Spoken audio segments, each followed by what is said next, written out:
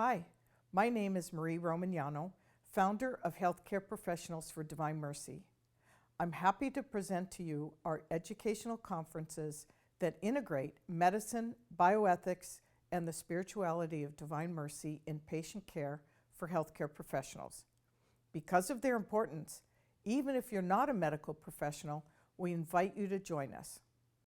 Today, I wish to present a summary of a conference talk given by Dr. Gosia Brykczyńska titled Blessed Hanna Chrzanowska, Her Life as a Nurse and Times.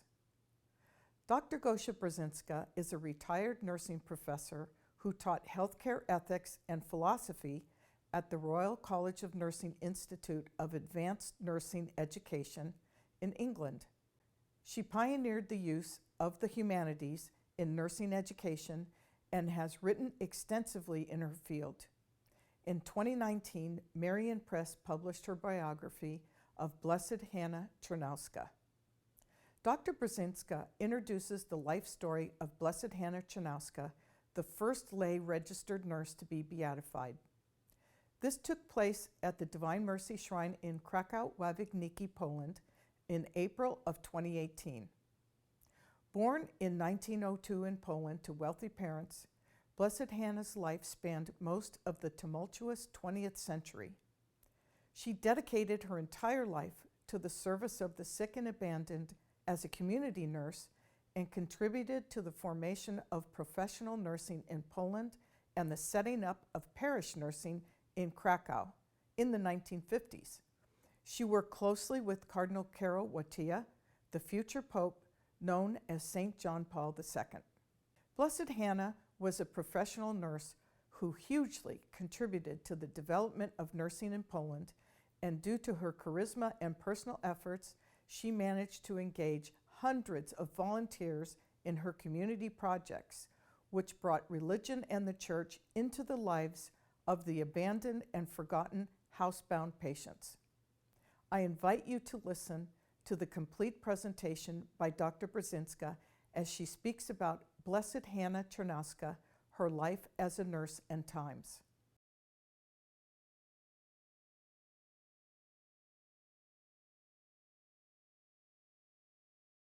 Good afternoon. Hopefully you can hear me. Yes. Good.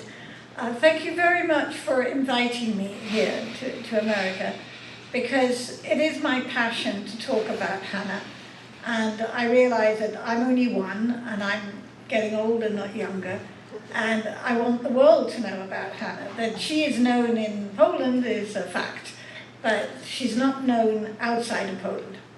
So I will try and present her life to you, and I understand that tomorrow I'll also be talking about her spirituality, bearing in mind that in real terms, you don't separate somebody into the chronology of their life from their spirit. So obviously, spirituality is in the life, in the person. She's not really separated. But tomorrow I will focus more on her spirituality. So Hanna was born in 1902. Her mother was from a family of entrepreneurs. They were Lutheran, very well off. They founded hospitals, and they were not poor by any means. Her father came from landed gentry and had traditions of literature and the arts. And in fact, one of her uncles was Henryk Sienkiewicz, who wrote the famous book Quo Vadis, for which he got the Nobel Prize in Literature. So it was an interesting combination. But certainly Hanna had a very comfortable childhood. She was born in this house in Warsaw, in fact in the apartment that has the lower balconies on Senatorska Street. She would spend much of her time with her grandparents who lived in this building, which is now the Italian embassy, but it's still called the Palace of the Schlenkers Palace. It was destroyed in the war, but not entirely. It's still there, and it's quite a pile. Hanna, in her memoirs, writes that she spent many a happy hour in that palace with her grandparents. Here she is as a youngster, and there she is holding up she's the little girl holding up the emblem of the Polish state, the eagle. And I rather like this photograph because she's obviously laughing here. She's having a whale of a time. And in fact, people that knew her say that you always knew where Hanna was, because that was the most raucous table and everybody was laughing. So she had this infectious sort of laughter and really could get people to laugh, which is a lovely characteristic to have. And here she is with her maternal grandmother. As I said, her maternal side of the family were rich entrepreneurs, and her favourite aunt, called Sophie, Sofia Schlenkier, founded a paediatric hospital in Warsaw. And the hospital was named after the grandparents. It was named Karola I Marii, which means Charles and Mary's Hospital. Here is a picture of that favourite aunt who went on to become director of nurses in that hospital. So here is the aunt Sophie with the very first patient in the hospital, also called Sophie. So there were two Sophies in this photograph. Hanna was ill at one point and also went to this hospital. And she says that it's part of the experience of being in the paediatric hospital that convinced her that she wanted to be a nurse. So she had this favourite aunt who was this pioneer of nursing, and the experience in the hospital also convinced her that she wanted to be a nurse. But you have to realise that this is in the 1908, 1910, and there were no secular nurses in Poland at that time. There was no school of nursing. So this was a dream, that was very difficult to kind of realize.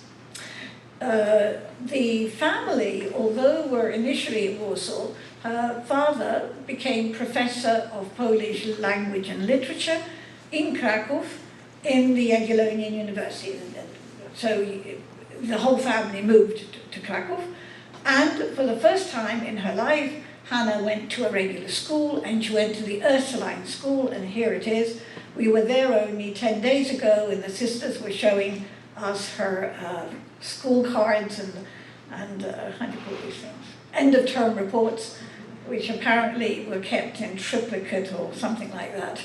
Anyway, you can still see them today. And so here is Hanna as the young student and as a young adolescent. Hanna started the school, the Ursuline school, in 1914. So in fact, World War I is breaking out. She is this young adolescent in high school.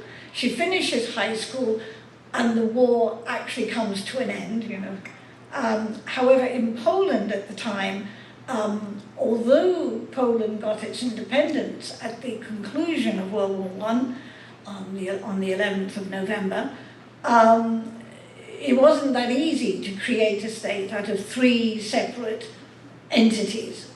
There was no Poland on the map, and Poland had to be reassembled from this chaos. And on top of that, the Bolsheviks, who were initially sorting themselves out with their own civil war, when that came to an end, they figured, well, wait a minute, we didn't really agree to Poland, our part of Russian Poland going back to the Poles, and declared war on Poland. And Hanna, as a young adolescent, with her school chums, signs up for a Red Cross course to look after wounded soldiers from the Bolshevik War. The whole establishment for the care of soldiers and the wounded people hadn't been taken down from World War I. So you had the conclusion of one war, and they're now looking after the wounded from the Bolshevik War. But this experience, again, of this Red Cross nursing convinces Hanna that she doesn't want to go to, she doesn't want to be a physician. In fact, she's quite firm about that. She doesn't want to go to university, which would be very easy for her to do. She wants to be a nurse, but there was no nursing school. At that time, in Krakow, she meets Maria Epstein. And here is a picture of Maria Epstein. She was a very wealthy woman who was running the Lady Almoners of St. Vincent de Paul. We would say the ladies of St. Vincent de Paul Society. And she had a clinic next to the house of the Daughters of Charity. And in that clinic, an ambulatory, she said to Hanna, well, if you want to, you can occupy yourself here seeing what it's like to look after patients. So Hanna spent some time doing that. But of course, she couldn't really do that for a very long time, and she had to make up her mind about something. So she plonks decides on doing Polish literature. It was easy enough for her. So she goes to the Jagiellonian University, and in the way of these facts in life, she starts her university program, does a year and a half, and her mother writes to her and says, or tells her, oh, do you know that there's a new school of nursing being opened in Warsaw? Would you like to attend? Well, didn't have to tell Hanna twice, and she goes back, does some work at the Lady Almoners, and signs up for the second intake of the newly established School of Nursing, the Warsaw School of Nursing in Warsaw. The school was co-funded by the Rockefeller Foundation and Ignacy Paderewski and a few other people, with means, and charitable foundations. There she is, in fact, that's her graduating class, and Hanna is in the back row on the left. Oh, I don't know if it's left. Probably my right. Left. I mean, I know where she is on the picture, but I can't. Left, definitely. Standing on the left, definitely. Hanna, in her memoirs, says that she had a fantastic time in nursing school, doing all the things that you shouldn't, and was coming in late and had to go through windows and had scrapes. And with her cousin was also at the school at the same time. And one evening they decided that the next day they were going to be tested for bed bathing. I mean, I don't know whether nurses do bed baths anymore, but in those days, and I still did them, and they figured, well, we can't really have our test on bed bathing, we have to try this out on each other in the demonstration room. The only trouble is that they, poured water all over the floor, all over everything, and the whole thing was an absolute disaster. But, in her memoir, she said we had a whale of a time. It was just fantastic. So, she hadn't even finished the course. The course was 2 years long.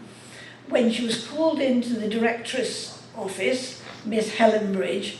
Miss Helen Bridge being an American, a Red Cross nurse from America, who was the first director of the School of Nursing. And so Hanna was convinced that she had done something wrong. But the directress said, well, would you sit down? I have a proposition for you. Would you like to go to Paris for a year? Well, Hanna was here. Well, according to Helen Bridge, who also wrote this whole story up, she said Hanna was dancing on the end of her chair. Well, Hanna doesn't quite say that in her memoirs, but she was ecstatic, and she had a wonderful time in Paris. And it's based on her experiences in France. She actually went to 4 places. She didn't just go to Paris. She went to Paris, Lyon, Strasbourg, and somewhere else, which I can't remember now, Bordeaux maybe. And looked at nursing. It was a Rockefeller Foundation scholarship in public health. The understanding was that she would come back and help teach community nursing in Krakow. So, you know, she's headhunted before she even finishes her course to become a teacher in the School of Nursing in Krakow. It's based on her experience in Paris, and she went to Paris more than once, obviously, in her life, but very much based on her experience there. She wrote a semi-autobiographical short novel published. She wrote several novels, but this one was also published. And we are thinking in Poland of doing a new imprint of it, because it's all based on Notre Dame Cathedral and one other place, Notre Dame de Victoire, and we think that proceeds from this novel can go to help restore the cathedral. You know, people are collecting funds for restoring the burnt cathedral, and also it'll be a way of telling people about Hanna. But it's a very beautiful short novel and very insightful, and I say somewhat semi-autobiographical, about a young woman finding her faith again. She had lost her faith and she found her faith again. So Hanna comes back to Krakow. She works in the School of Nursing. She meets up again with Maria Epstein, who's here in the center. She looks after school nurses. In her spare time, she writes novels, which is I've just mentioned to you. But she also wrote academic texts. And from the very beginning, she was involved with the Polish nursing journal. She was its chief editor. She was its editor-in-chief. She also wrote textbooks in community nursing. She was initially in Krakow, but because of bad health, she had to stop, and she went to the mountains to recover. When she felt better, she went and worked for her aunt in Warsaw, her aunt, Zofia Szlenkier, having become director of the School of Nursing in Warsaw. And here is Hanna on the left at the very end, standing up. Just in 1938, she goes to Italy with her father and has a tour of Italy, and she writes in her memoirs that the most memorable place that she'd been to was Assisi, and she returned back in her memories to Assisi quite a lot in her books and her life. War breaks out. In 1939, in October 1939, her father is arrested from this building. On the first floor, you can see those large windows. That's a huge hall where all the professors had gathered. They were taken together and sent to Sachsenhausen concentration camp, where her father, after several months, dies. She and her mother go to Berlin to identify the body. She writes that up in her memoirs. It was the most horrific experience. Hanna wrote about it in her memoirs, and her mother wrote about it and also separately in a book. As of the Ways of God, within 3 weeks of her father's death in the concentration camp, the professors were released at the request of Cardinal Sapiecha and Countess Lanskorońska and a few other individuals. There was a huge outcry in Europe about the arrest of these professors, because they were just arrested because they're professors. You know, and some of them were even German. I mean, they weren't all Polish, in fact. They were just university professors. Well, it was bad enough losing her father, but in spring of 1940, she lost her brother, who it turned out was murdered in the Katyn forest. He was identified, so they know there are enough young officers who were not identified, but he was. The real sad bit to the story, of course, is that although during the war the Polish local newspapers, and all the newspapers in Poland, actually mentioned the Katyn murders because they were done by the Soviets. So the occupying German forces had no problem saying, you know, this has happened. But after the war, you couldn't talk about it, and it was a great secret. And it was a huge emotional burden for the families of these officers to bear. But Hanna was in Warsaw during the war. She worked with the Cardinal on the welfare committee, the General Welfare Committee, and these are just wartime pictures of Krakow. It is hard to imagine Krakow with German flags flying all over the place, and the main town square was called Adolf Hitler Square. You know, it's Platz actually, but you know, it's a bit hard to imagine. She worked, as I said, with this welfare committee, and she worked there with her friend who's at the bottom of the picture here, Maria Starowiejska, and we think that it's her friendship with Maria, which is even earlier. Maria went to the same nursing school as Hanna and cooperated with Hanna on the nursing journal. But Maria was deeply, deeply religious. In fact, from a very, old Polish family that was very religious and very patriotic. And in fact, Maria's brother is a blessed. He was a martyr of Dachau and has been beatified by Pope John Paul II. But the indications are that it was the friendship of Hanna with Maria that brought Hanna from a state of some kind of lukewarm apathy to firm religion and firm conviction. By the time of the war, you're talking now 1939, 40, 41, Hanna was already deeply, deeply religious. So, but it was this friendship with Maria. And I think when you look at Hanna's life, you see that she wasn't alone. She was always surrounded by people who supported her, and she supported others. There was a community of people. You don't get to heaven alone. You get to heaven with other people. Here, the war comes to an end, thank God. It comes to an end, and initially Hanna was working with UNRWA, the United Nations Refugee Relief Association in Central Europe, but then they also offered her a scholarship with some nurses. She comes to New York City, and she looks at public health nursing in New York City, and then goes back. Here is a picture of her in New York. But when she was in New York, she asked to do some work in Harlem, and she said she went around with a black nurse, and she says she was the most wise and wonderful woman I'd ever met. So I think, I wish I could go back and tell those nurses in Harlem, hey, there's somebody out there that thought that you were wonderful. But we don't know who she is, we don't have her name.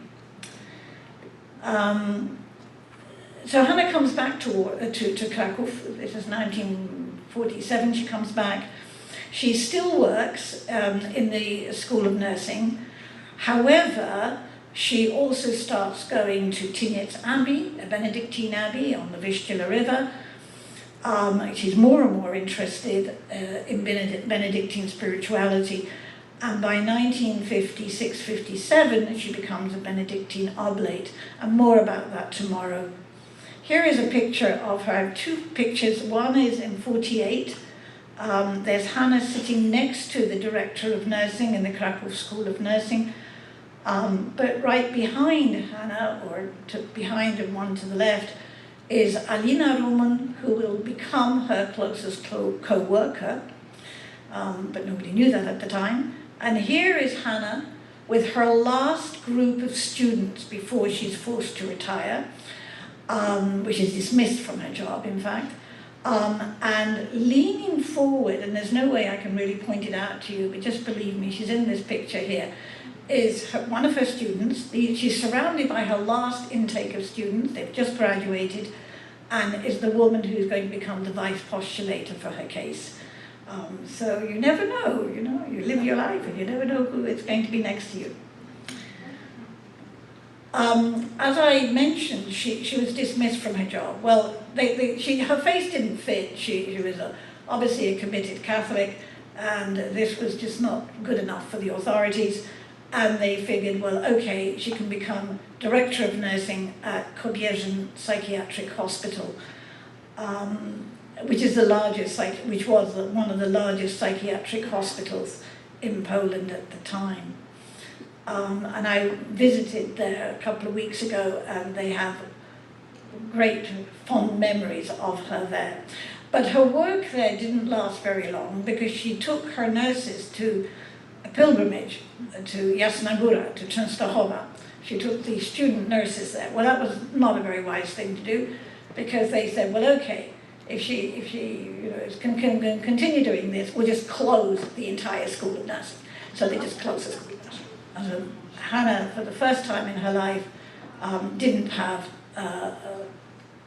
professional work.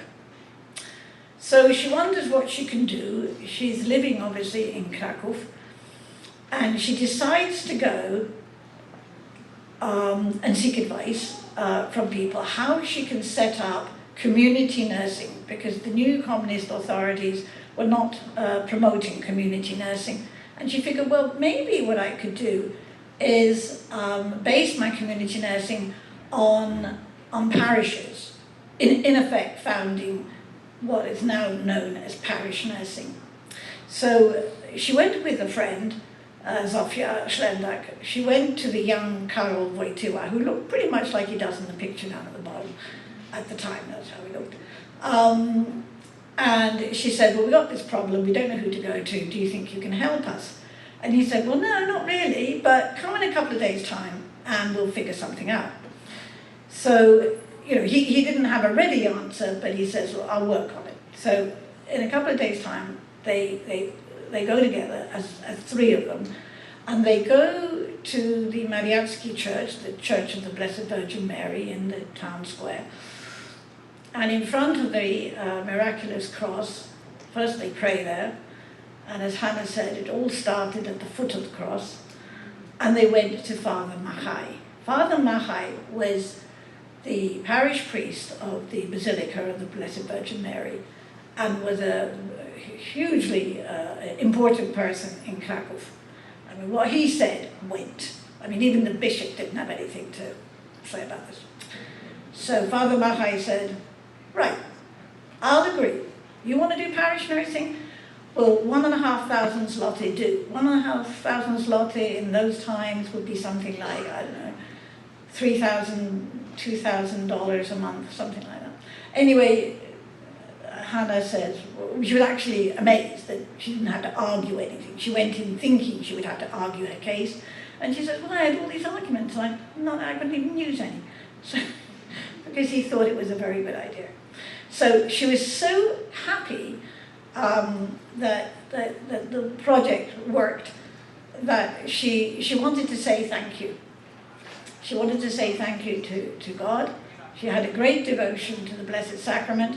And she knew that in the Felician Sisters convent on Smolenska Street, there was exposition of the Blessed Sacrament permanently. That was 24 hours a day.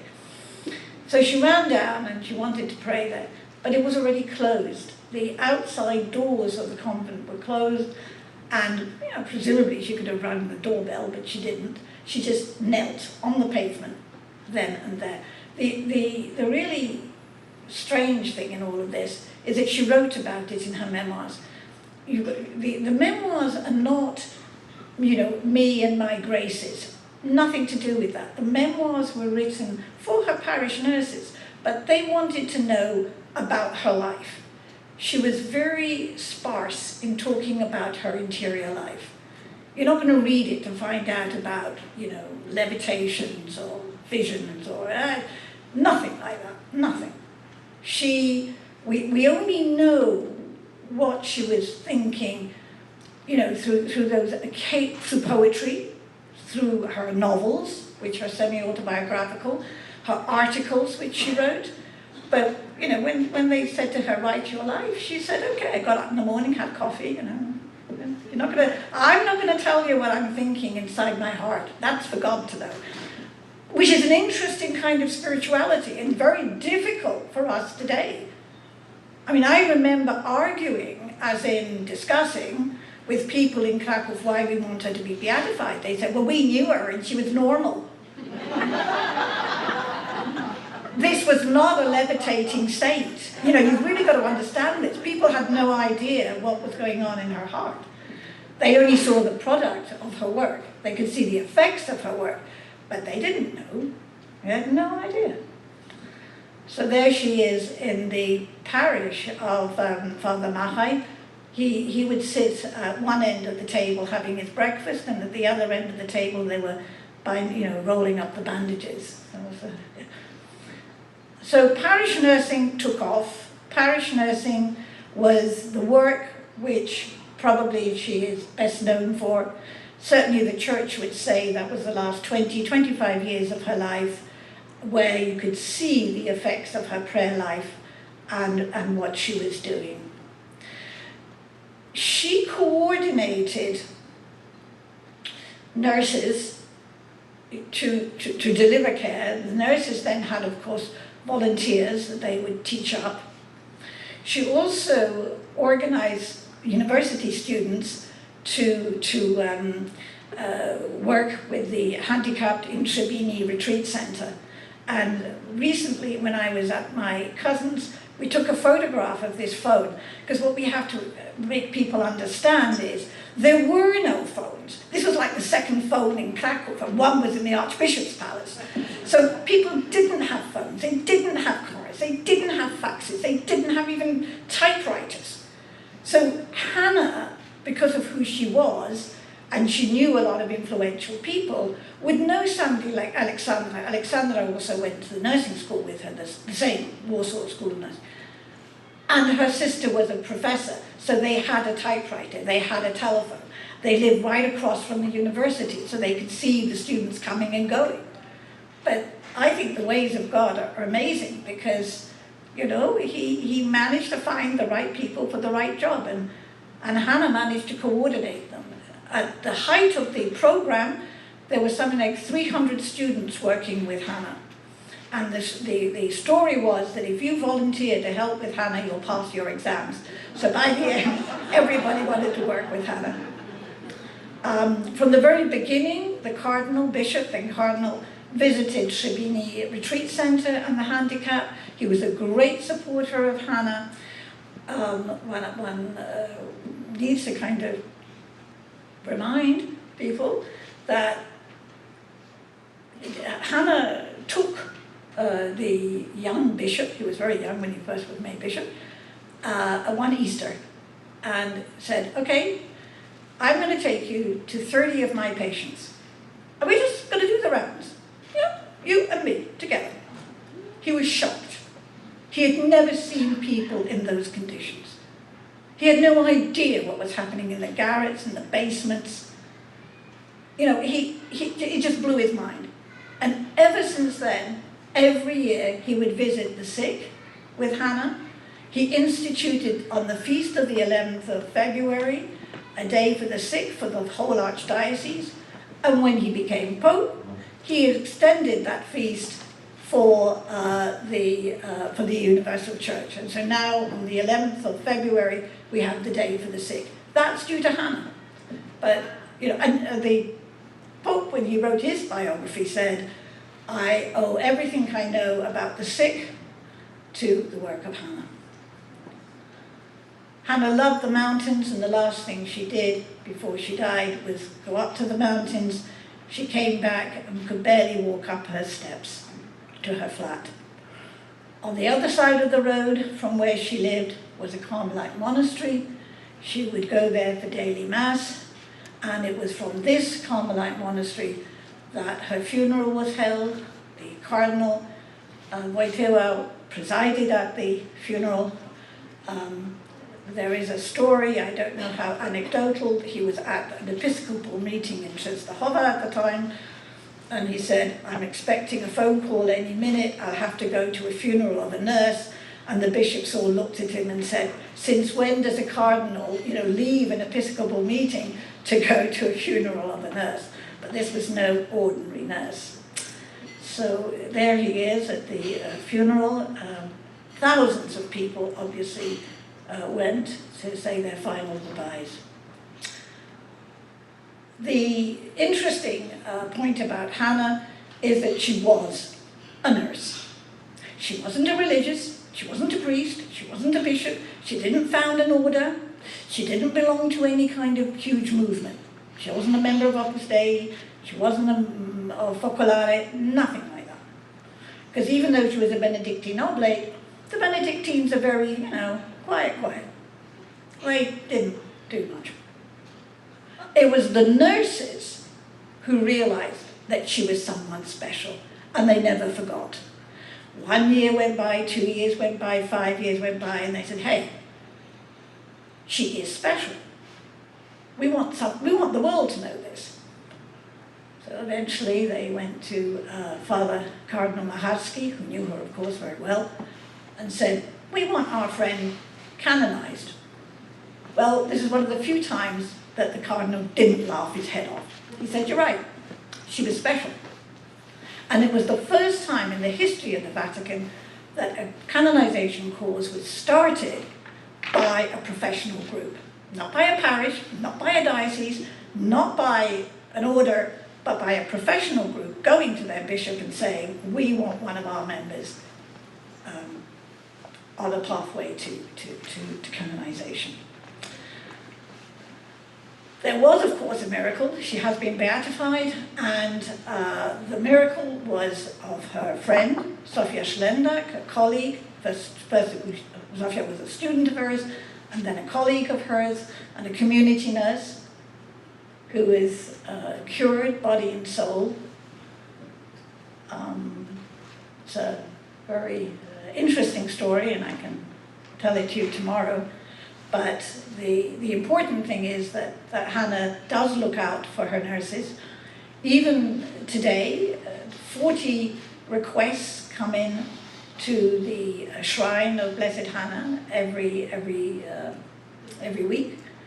And we constantly have thank yous and people saying, I've had, my graces have been received by Hanna, and there has been more than one physical sort of improvement. The trouble is that the church is very strict about defining cures, but it's not like there was only one and nothing else. There is quite a dossier of very interesting cures attributed to Hanna.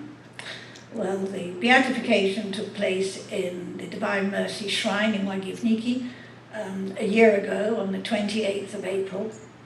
I suppose what I forgot to say is that Hanna died on Divine Mercy Sunday, which was the 29th of April, 1973. And of course the VIPs were the patients in wheelchairs. Nurses came from all over Poland.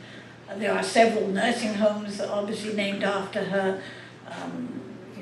Institutions for children. The new pediatric hospice in Kraków is named after her. This is her sarcophagus, the shrine. And her feast, as we mentioned, is actually on April 28th. And people can write in the book asking for prayers and thanking for graces obtained through her intercession. I mean, I realize that this was a very quick review of Hanna's life, but to be honest, there is the book, if you want more detail. There will be, they assure me that there'll be a shorter version coming out also, for those who a book is a bit too much to read, but there it is. So hopefully you'll have the booklet. There is a special dedicated website to Blessed Hanna, and you can find it relatively easily on the web. It does have English translations. I keep telling them that the translations are appalling, so I have to keep writing in and correcting things. But it does have some English translations.